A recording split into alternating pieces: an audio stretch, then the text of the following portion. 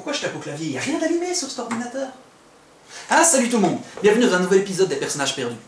Est-ce que certains d'entre vous se souviennent encore des livres dont vous êtes le héros? Ah, alors là, j'ai soit allumé une petite étincelle dans votre regard, soit vous n'avez aucune idée de ce dont je parle. Si vous êtes né avec une manette de PlayStation 2 dans les mains, évidemment, vous n'avez peut-être jamais joué aux livres dont vous êtes le héros. Ce sont des livres dont vous êtes le héros. Et en fait, vous prenez les décisions à la place du personnage. C'est-à-dire que c'est une aventure qui est écrite complètement dans le désordre, sous forme de petits paragraphes séparés les uns des autres et numérotés.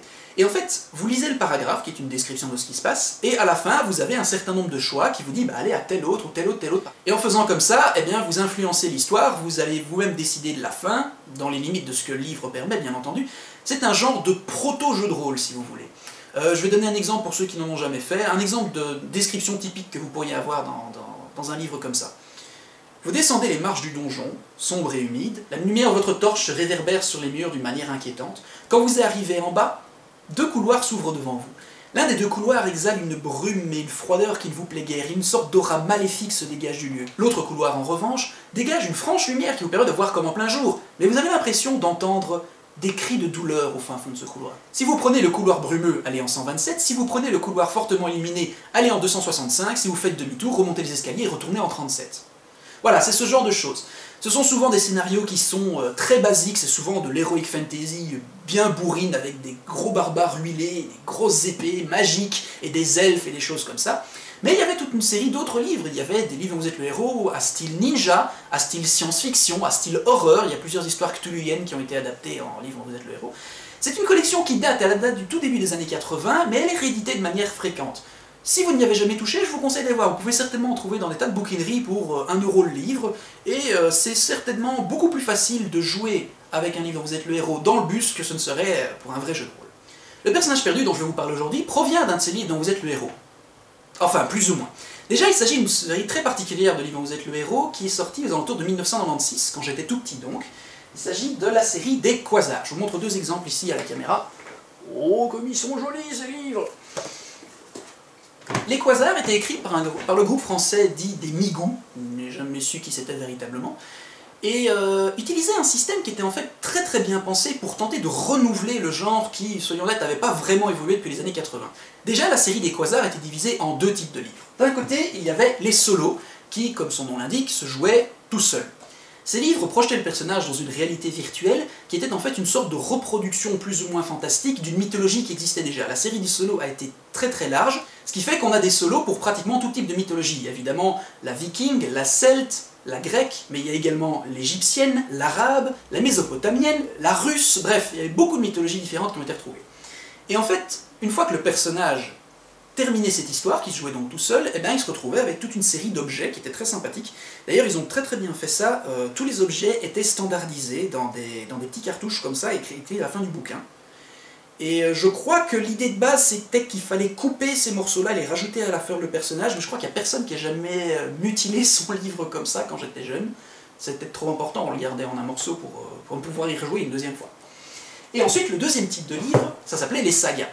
Les sagas étaient plus des clichés de films, on va dire. Par exemple, celui-ci, c'est une caricature de The Thing, de John Carpenter, mais on a eu également des sagas qui se passent dans un univers de vampires, dans le bush australien, avec ses légendes un petit peu bizarres, au fin fond de l'Amazonie, dans un temple inca. Si je me rappelle bien, mais je me souviens seulement de l'avoir feuilleté en magasin, celui-là à l'époque, il y en avait même un qui était une caricature des Power Rangers, situé dans l'Allemagne de la Deuxième Guerre mondiale. Ouais, ça c'est la marque de fabrique des jeux de rôle français, ils ne prennent jamais leur histoire au sérieux. Jamais. Trouver un jeu de rôle français qui se prend au sérieux, c'est une aberration. L'avantage des sagas par rapport aux solos, et c'est ça qui était le grand génie de cette série, c'est que les sagas se jouaient à plusieurs. Et en fait, se jouer à plusieurs, ben, pratiquement comme un jeu de rôle. Il y avait une personne qui était le maître du jeu, qui était chargé de lire ce qui se passait dans l'histoire, qui décrivait les actions qui étaient possibles, et les joueurs, chacun possédant son personnage, décidaient ce qui se faisait, plus ou moins à l'unanimité, parce qu'on se tapait quand même beaucoup sur la figure à l'époque, de sorte à terminer l'histoire. Les sagas étaient plus difficiles que les solos, donc il était nécessaire de les faire à plusieurs. Et je trouvais que cette idée était vraiment bien, parce que c'est certainement un très bon tremplin vers le jeu de rôle pour les gens qui n'y connaissaient pas. D'ailleurs, j'ai même ici le livre qu'ils ont sorti au final, Le Gardien des Secrets.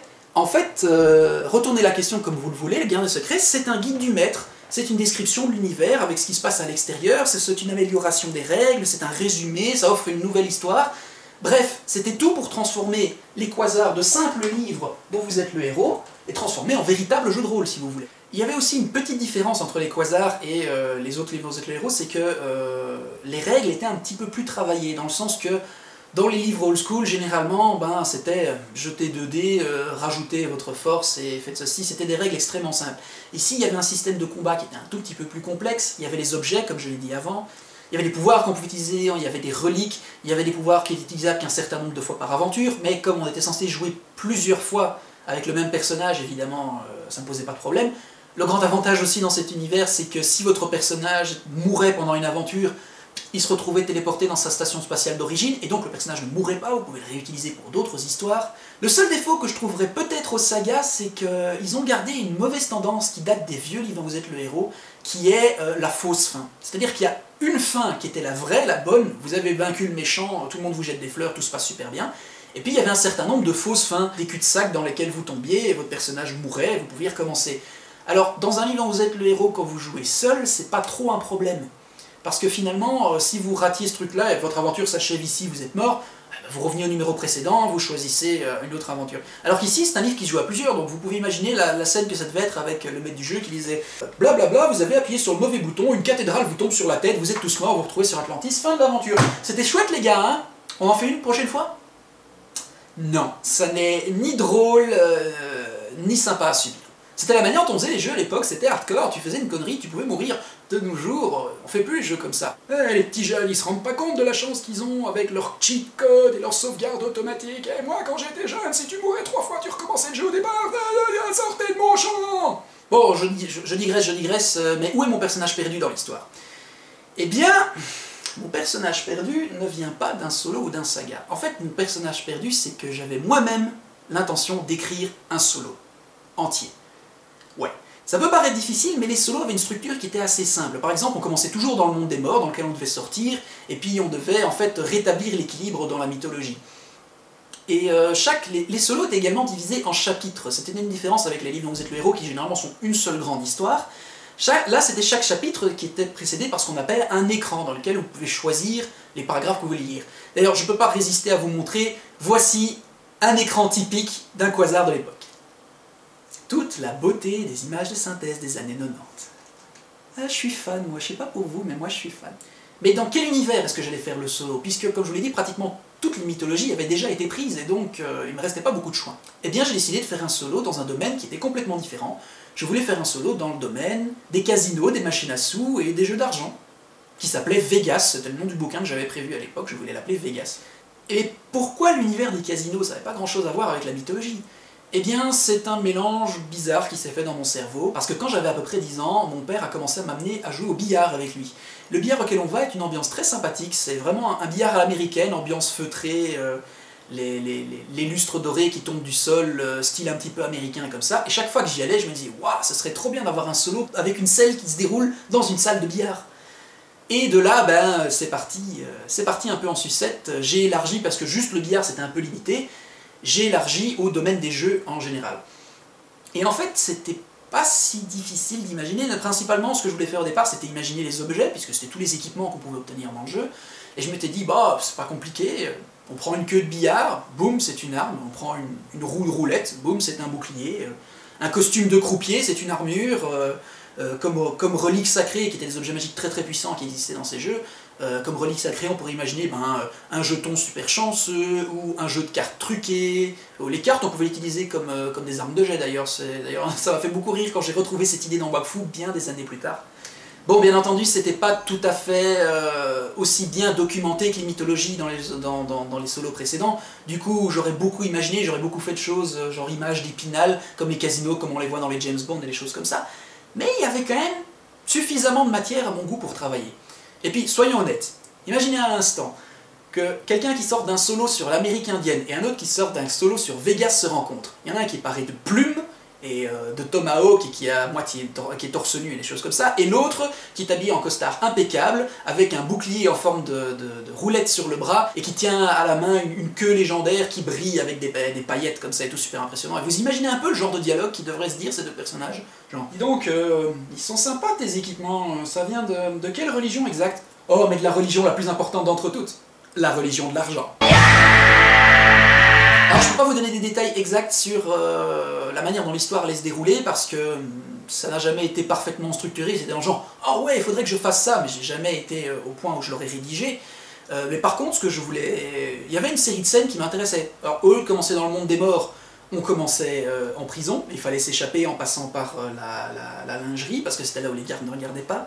Évidemment, il y avait une scène qui se passait dans un casino avec pas mal de jeux de hasard qui sont faciles à reproduire. Par exemple, vous voulez jouer à la roulette, c'est facile, vous jetez 2 dés, si vous faites un double 6, c'est le même numéro que vous avez eu, boum, ça y est. Une roulette à jouer avec 2 dés, c'est très facile. Je voulais également une scène qui se passait au sommet d'un gratte-ciel, parce que c'était juste la classe. Une scène qui aurait pu se passer dans une reproduction, genre par exemple à Vegas, il y a une reproduction de Paris ou de Venise qui sont pas du tout comme les vraies villes, mais qui c'était un peu une image romancée, donc il y avait moyen par exemple faire une scène de poursuite en gondole dans une fake Venise, ça aurait été pas mal dans le genre. Et honnêtement, il y avait toute une série d'idées qui me reviennent et qui continuent à me revenir, parce que, comme je vous l'ai dit, mon père a commencé à m'amener à jouer au billard quand j'avais à peu près 10 ans. Et chaque fois que je joue au billard avec lui, dans ce même endroit, je repense à ce projet que je n'ai pas fait. Ça va faire 15 ans que je m'assieds dessus, et je ne l'ai jamais réalisé. Alors pourquoi est-ce que je ne l'ai jamais réalisé? Tout simplement parce que, quand j'ai eu l'idée la première fois, comme je vous l'ai dit, j'avais à peu près 10 ans. On avait un ordinateur qui tournait sur Windows 3.1, aucun logiciel de mise en page, on avait juste l'équivalent de Word, je crois. Je tapais super lentement, à l'époque je tapais à un doigt, ça ne tapait pas super vite, et je ne savais pas dessiner, ni faire d'image de synthèse, donc pour produire les écrans sur lesquels choisir les numéros, c'était totalement infaisable. Et enfin, ben, j'avais 10 ans, j'avais la patience d'un enfant de 10 ans. Je pense que j'aurais écrit un demi-chapitre et puis ça m'aurait fait chier, quoi. Donc j'aurais arrêté. Est-ce que je pourrais le faire aujourd'hui? Techniquement, oui. Mais pour qui? Parce qu'en fouillant sur l'internet, la collection Quasar était pratiquement oubliée. En fait, je suis sans doute le gars qui a essayé le plus de le retrouver.